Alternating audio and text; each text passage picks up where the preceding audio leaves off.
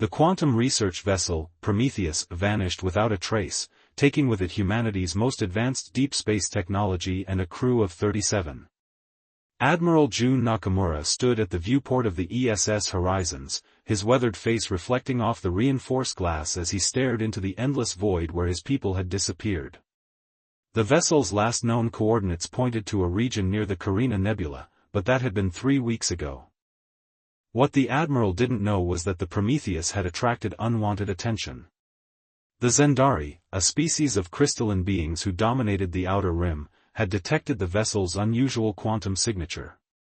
High Overseer Krixtal, fascinated by the unknown technology, had ordered the ship captured for study, without attempting any form of communication first. The Zendari were accustomed to being the technological superiors in their sector.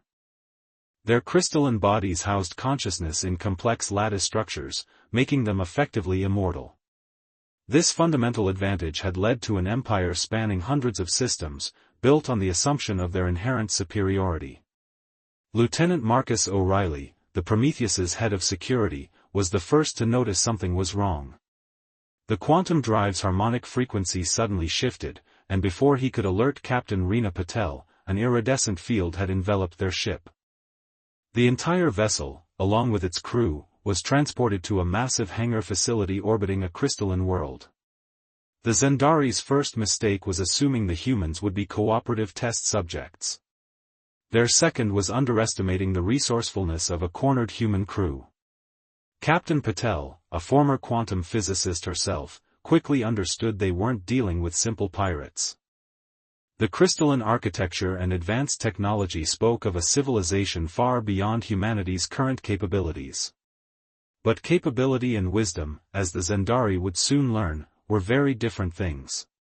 While High Overseer Krixtal's scientists began their methodical examination of the Prometheus's outer hull, Captain Patel and her crew were already adapting. The ship's quantum drive, designed to bend spacetime, could be modified. O'Reilly and Engineering Chief Dante Washington worked tirelessly, converting the drive's containment chamber into something the Zendari would never expect, a quantum resonance weapon. Back in Earth space, Admiral Nakamura received an automated burst transmission. The message was brief, coordinates, followed by a simple text string, "They took us." Responding accordingly. The Admiral's blood ran cold. He knew Captain Patel's reputation for creative problem-solving, and he immediately called an emergency meeting of the Earth Defense Council. The Zendari facility's first warning was a subtle vibration. The crystalline beings, their bodies attuned to the slightest perturbations, felt it deep within their lattice structure. High Overseer Krixtal dismissed the sensation as a minor power fluctuation. That was their third mistake. The Prometheus's modified quantum drive didn't try to destroy the facility, it did something far worse. The resonance frequency it generated matched the exact harmonic pattern of the Zendari's crystalline structure. Throughout the facility, the aliens began experiencing something they had never known before, chaos in their perfect lattice patterns. Captain Patel's voice echoed through the facility's communication systems, "This is your only warning. Release us, or we'll show you exactly how humans respond to imprisonment." Krixtal, arrogant in their technological superiority, refused. The Overseer had never encountered a species that could threaten their crystalline form. They couldn't comprehend that humans, in just 3 weeks of captivity, had found a way to attack the very foundation of their being. The quantum resonance increased. Throughout the facility, Zendari began experiencing fractures in their consciousness as their lattice structures destabilized. Panic, an emotion foreign to their ordered existence, spread through the collective. In the chaos, security systems failed, force fields collapsed, and the Prometheus's crew seized their chance. Lieutenant O'Reilly led a team to secure their ship while Chief Washington maintained the quantum resonance field. Captain Patel made her way to the facility's control center, facing minimal resistance from the increasingly disoriented Zendari. When she reached the command deck, she found High Overseer Krixtal attempting to maintain order despite visible fractures spreading across their crystalline form. The captain's voice was steel, "Next time, try asking nicely." The Prometheus departed the facility under its own power, leaving behind a station full of temporarily destabilized Zendari and a message encoded in their primary database: humanity is not to be trifled with. As they plotted a course for Earth, Captain Patel knew this wouldn't be the end. The Zendari, once they recovered, would not take this humiliation lightly. But they had learned something crucial about humanity: give us a problem, and we'll find a solution. Usually one you never saw coming. Admiral Nakamura received the Prometheus's return signal 3 days later. By then, Earth's defenses were already mobilizing. The first interstellar war was about to begin, and humanity's opening move had already set the tone: don't underestimate us. Ever. The Zendari retaliation came not with massive fleets or overwhelming force, but with surgical precision. 3 Earth outposts on the outer rim of Sol system went dark within hours of each other. No distress signals, no debris fields, they simply vanished, along with their 2,000 colonists. Commander Jasmine Zhou stood before the United Earth Defense Council, her holographic presentation showing the pattern of disappearances. The Zendari aren't declaring war, she explained, her voice steady despite the gravity of the situation. They're trying to dissect us, just like they attempted with the Prometheus. The council chamber, buried deep beneath the Himalayas, hummed with tension. Admiral Nakamura, now heading Earth's Strategic Response Division, leaned forward. They expect us to react emotionally, to send our fleet charging into unknown space seeking revenge. Then let's disappoint them, Lieutenant General Viktor Petrov interjected, his cybernetic eye glowing faintly as it processed tactical data. Humanity has learned from centuries of warfare: the loudest response isn't always the most effective. Earth's response began quietly. No fleet movements, no public announcements, not even a diplomatic protest. Instead, Operation Ghost Light activated. Deep within quantum laboratories across the planet, researchers who had studied the Prometheus incident began working on something unprecedented. Dr. Raj Patel, no relation to Captain Patel of the Prometheus, led the quantum engineering team at the Geneva facility. His expertise in particle entanglement had helped develop the original quantum drive. Now, he was pushing the technology in a direction the Zendari couldn't anticipate. Their crystalline structure is both their greatest strength and their fundamental weakness, he explained to a select committee. They think in perfect patterns, expect perfect responses. We'll show them chaos. The Zendari, monitoring Earth's communications and military movements, grew increasingly uncertain. High Overseer Krixtal, their consciousness still bearing microscopic fractures from the Prometheus incident, had expected immediate retaliation. The humans' apparent inaction was disturbing. What they couldn't detect was the quantum web being woven throughout their territory. Microscopic probes, each carrying an entangled particle pair, were seeded through automated cargo ships and seemingly derelict satellites. Each probe transmitted data through quantum entanglement, untraceable, instantaneous, and impossible to intercept. Commander Zhou coordinated the intelligence-gathering operation from the newly commissioned stealth vessel ESS Shadowdancer. The Zendari build everything like themselves, she reported. Crystalline structures, perfect symmetry, predictable patterns. They've never needed to hide. The first strike came 6 months after the outpost disappearances. No ships, no weapons, just a cascading failure in the Zendari's primary communication network. Their perfectly ordered crystalline repeater stations began receiving quantum-scrambled signals, introducing chaos into their structured data paths. In the Zendari capital of Crystallox Prime, High Overseer Krixtal experienced something alien to their species: doubt.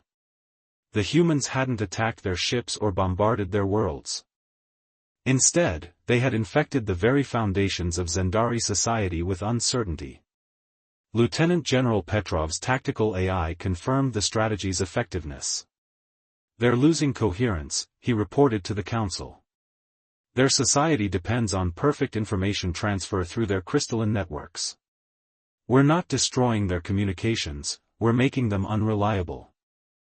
The Zendari's response was predictable: they tried to isolate their networks, to purge the quantum interference. But humanity's infection was already too deeply rooted. Each attempt to restore order only spread the chaos further. Dr. Raj's team continued refining the quantum disruption technology. "We're not just attacking their communications," he explained during a breakthrough moment. "We're introducing the concept of entropy into a civilization that has never had to confront it."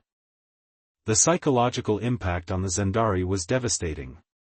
Their consciousness, accustomed to perfect clarity and order, began experiencing something akin to anxiety.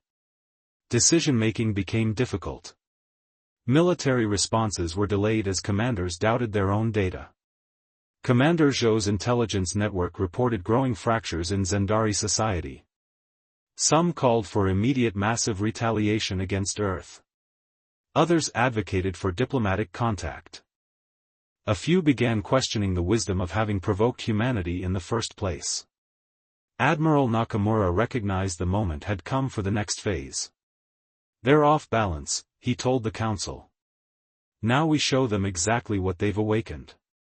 Earth's shipyards, hidden in dimensional pockets throughout the solar system, had not been idle during these months of apparent inaction. A new class of vessel had been created, incorporating everything learned from the Prometheus incident and the quantum disruption campaign. As the Zendari struggled with their deteriorating information networks, humanity prepared to demonstrate why some species were now whispering a new phrase in the galactic darkness: "Never challenge Earth. They don't fight fair." The silent response was ending. The thunder was about to begin. The ESS Nightweaver emerged from quantum space without a ripple, its dark hull absorbing sensor waves like a cosmic shadow. Captain Hideki Tanaka watched his tactical display as data streamed in from the quantum probe network.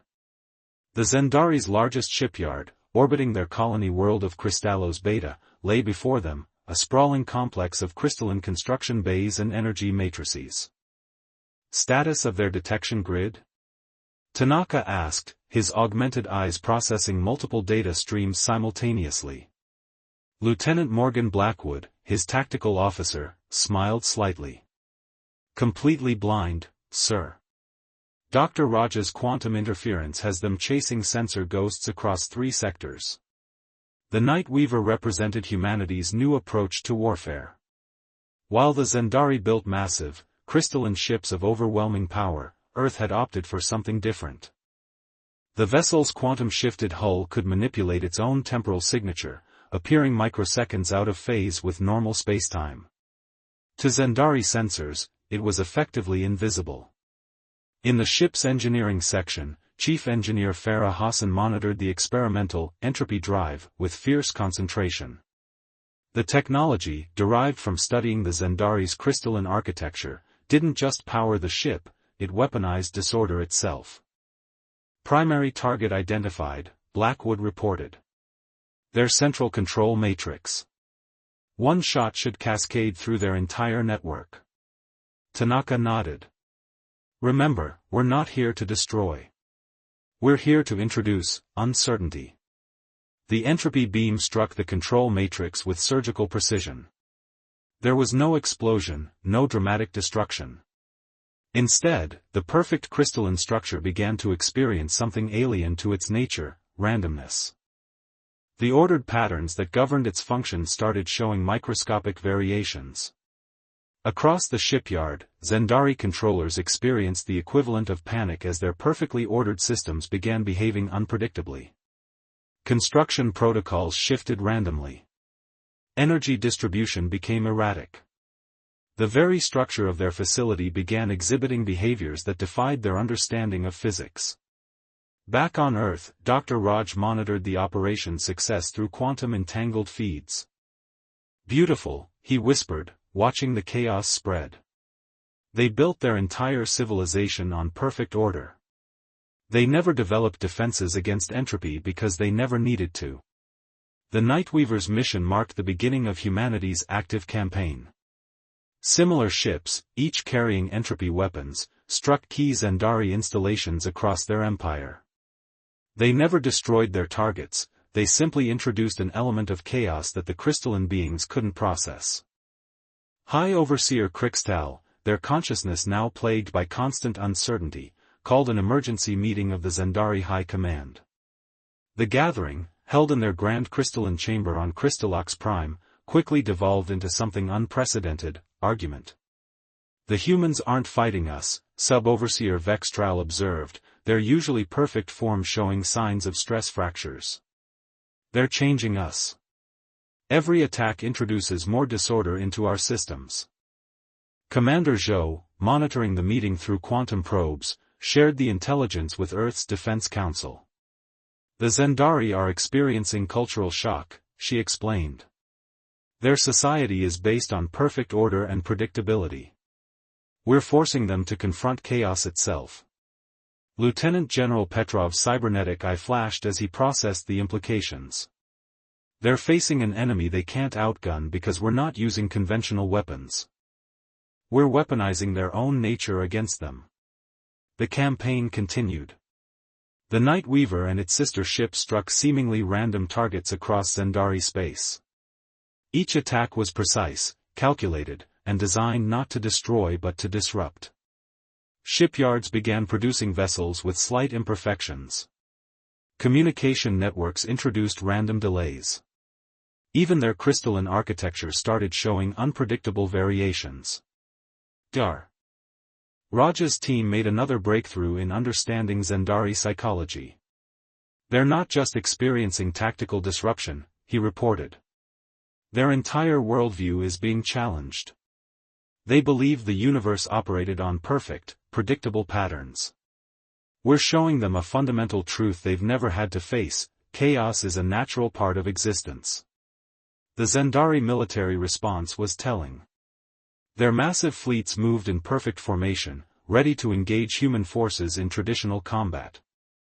But humanity refused to play that game. Instead, entropy weapons continued to strike from invisible ships, introducing disorder into their perfectly ordered world. Captain Tanaka, observing a Zendari battle fleet through the Nightweaver's quantum sensors, understood the fundamental difference in their approaches. "They want a war of crystals against steel," he told his crew. "We're giving them a war of certainty against chaos." Admiral Nakamura received regular updates on the campaign's psychological impact. The Zendari, for the first time in their history, were experiencing doubt on a civilization-wide scale. Their perfect society was developing cracks not in its physical structure, but in its fundamental assumptions about reality. As the Night Weaver prepared for another precision strike, Tanaka reflected on the nature of the conflict. Humanity hadn't responded to the Zendari's aggression with brute force or superior numbers. Instead, they had looked at their enemy's greatest strength, their perfect, crystalline nature, and turned it into a weakness. The war was entering its critical phase, and the Zendari were about to learn another harsh lesson about humanity. Sometimes the most devastating weapons aren't the ones that destroy, but the ones that make you question everything you believe. 2 standard months into humanity's entropy campaign, the first Zendari ship arrived at the edge of the Sol system. Not as an invader, but as a messenger. Its crystalline structure showed visible imperfections, evidence of the psychological strain affecting their entire civilization. The vessel's commander, Sub-Overseer Vextral, had done the unthinkable, acted without direct orders from the High Command. Their message was simple: "We wish to understand." Admiral Nakamura stood on the observation deck of the Lunar Defense Station, watching the Zendari ship maintain its respectful distance. Dr. Raj and Commander Zhou flanked him, both analyzing the visitor in their own ways. "Their structural integrity is fascinating," Dr. Raj noted, studying sensor readings. "The imperfections we're seeing, they're not damage. They're adaptations. They're evolving." Commander Zhou's expression remained neutral, but her eyes showed keen interest. "They're learning to cope with uncertainty. More than that, some of them are beginning to embrace it." The meeting was arranged on neutral ground, a space station at the solar system's edge. As Vextral's crystalline form emerged from their ship, the human delegation noticed something unprecedented: voluntary asymmetry in their structure. The Zendari commander had begun incorporating controlled chaos into their very being. Your entropy weapons, extraterrestrial began, their voice carrying unusual harmonics. They don't just affect our technology. They've forced us to confront something we've avoided for millennia, the reality that perfect order is an illusion. Meanwhile, deep in Zendari space, the ESS Nightweaver was making a disturbing discovery. Captain Tanaka's crew had detected massive energy signatures from the Zendari homeworld, but not the ordered, crystalline patterns they'd come to expect. Chief Hassan, Tanaka called to his engineer. Analysis? Farah Hassan's hands flew over her console, her expression growing grave. Sir, the High Command has lost control. Different factions are emerging among the Zendari. Some are trying to maintain perfect order through force, others are embracing change. Their society is fracturing. The news reached Earth just as Admiral Nakamura's meeting with extraterrestrial was concluding. The Zendari commander had revealed something crucial. Their species had achieved their crystalline form through deliberate evolution, an ancient choice to embrace perfect order over the chaos of organic life. Now, humanity's entropy weapons had awakened something long dormant, the capacity for change. High Overseer Krixtal, in a desperate bid to maintain control, had ordered the deployment of their doomsday weapon, the Pattern Enforcer. A massive device designed to impose perfect crystalline order across entire star systems. Using it would not just affect the Zendari, it would force crystalline uniformity on all matter within its range, including organic life. They've gone mad, extraterrestrial's voice carried genuine fear, another new emotion for their kind. They would rather impose perfect order on the galaxy than accept that their fundamental beliefs might be wrong. Lieutenant General Petrov's tactical assessment was grim. The Pattern Enforcer could reach Earth within days. Our entropy weapons might disrupt it, but not quickly enough to prevent catastrophic damage to organic life in its path. But humanity had one final card to play. Dr. Raj stepped forward, his usually calm demeanor charged with intensity. We've been looking at this wrong. We've been using entropy to introduce chaos into their order. What if we did the opposite? The plan was audacious. Instead of fighting the Pattern Enforcer's crystalline effect, they would amplify it, but with a crucial modification. The quantum resonance technology from the Prometheus incident would be combined with the entropy weapons to create something new, controlled evolution. Captain Tanaka and the Nightweaver led the mission, accompanied by extraterrestrial's ship and a small fleet of quantum-drive vessels. As they approached Crystallox Prime, the Pattern Enforcer was already powering up, its crystalline matrix growing to encompass the entire capital system. All ships, synchronize quantum fields, Tanaka ordered. Engineer Hassan, initiate the resonance cascade. The combined fleet didn't try to destroy the Pattern Enforcer. Instead, they created a quantum framework around it, using its own power to transform its purpose. The device's energy spread across Zendari space as planned, but instead of enforcing perfect order, it introduced the potential for controlled chaos, for evolution, for change. The effect was immediate and irreversible. Across Zendari civilization, their crystalline forms began experiencing something entirely new, the ability to choose their own pattern. Some maintained their perfect symmetry, others embraced controlled chaos, but all gained something they'd never had before, individual choice. High Overseer Krixtal, watching their perfect society transform, finally understood humanity's true power. It wasn't their weapons or their technology. It was their fundamental nature, the ability to thrive in chaos, to adapt, to change, and to show others how to do the same. The war ended not with surrender or victory, but with transformation. The Zendari would never be the same, and their change sent ripples throughout the galaxy. The species that had once embodied perfect order had learned perhaps the most important lesson of all: true strength lies not in perfection, but in the ability to adapt. 5 years after the Pattern Enforcer incident, the galactic landscape had changed irrevocably. The Galileo station, a joint human-Zendari research facility orbiting Jupiter, stood as a testament to this transformation. Its hybrid architecture combined Earth's organic curves with Zendari crystalline structures, creating something entirely new. Dar. Raj stood before a gathering of representatives from 12 different species, his aging face illuminated by the shifting patterns of a new form of Zendari communication crystal. The fundamental lesson of the Earth-Zendari conflict wasn't about military might, he explained. It was about the power of adaptation. Commander Zhou, now Earth's ambassador to the Galactic Council, watched as Extraterrestrial demonstrated their latest evolution. The former sub-overseer's crystalline form now flowed like liquid metal, incorporating both order and chaos in a mesmerizing dance. We thought perfection was the ultimate achievement, Extraterrestrial addressed the assembly. Humanity showed us that perfection is stagnation. The recovery of the missing Earth colonists had been one of the first acts of the transformed Zendari society.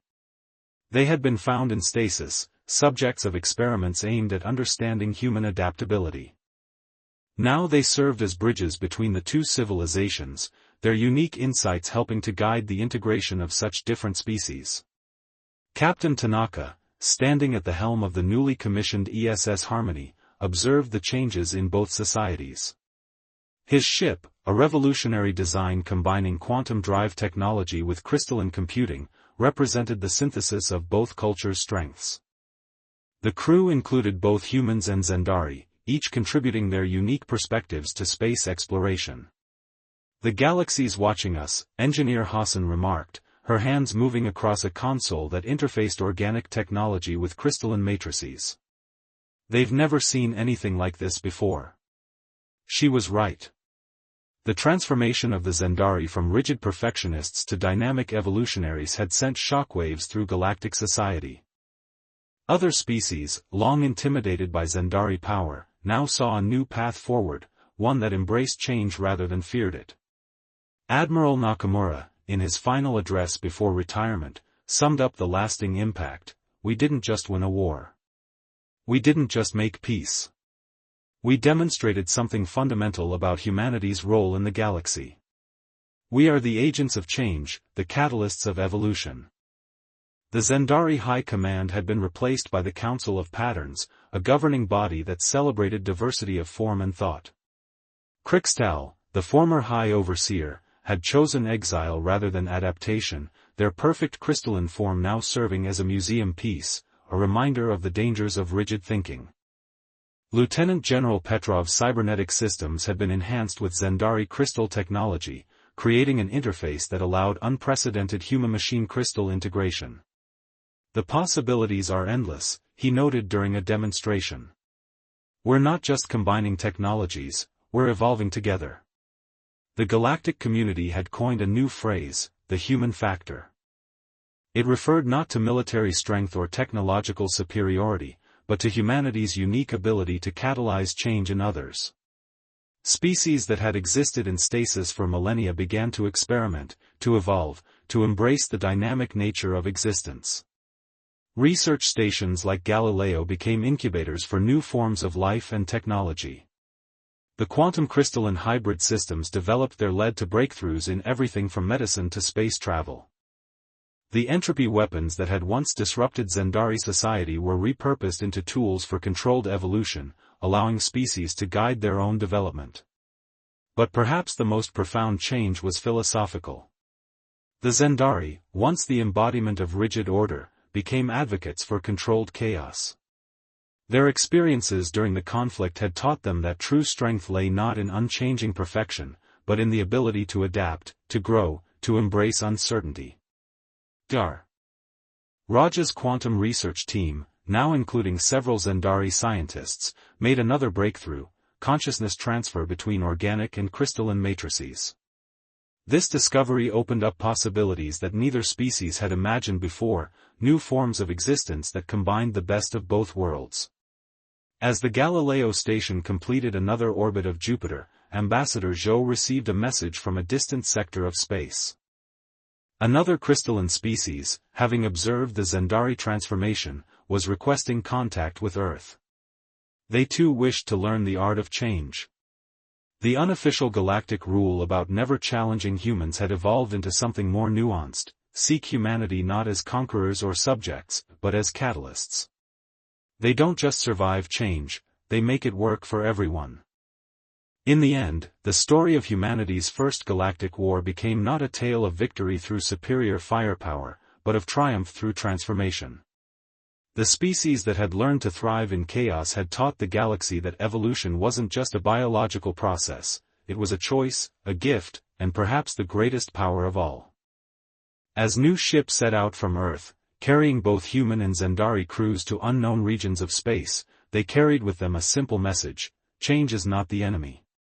Change is the only way forward. And humanity would lead the way, one transformation at a time.